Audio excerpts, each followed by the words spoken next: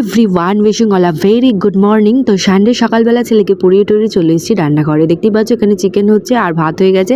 আর আর কি ছিল, ইলিশটা আমার জন্য বাকি ছিল। আমি সর্ষে পোস্ত করলাম ইলিশটা। দেখতেই পাচ্ছ জিভে পুরো একদম জল এসে গেছে, ভাত খেয়ে নেবো, খুব খিদে পাচ্ছে। আর করেছি চিচিঙে আলু পোস্ত।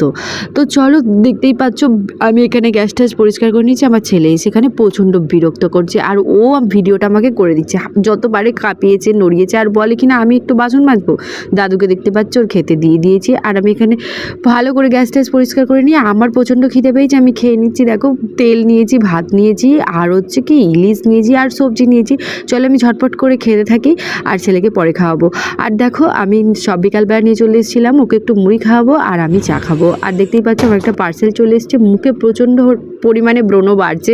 তো তার জন্য জোভিজের পেপায়া একটা স্ক্রাব আর ফেস ওয়াশ অর্ডার দিয়েছিলাম। দেখতেই পেয়েছো চলে এসেছে, আর আমার বর খাচ্ছে এখানে দহি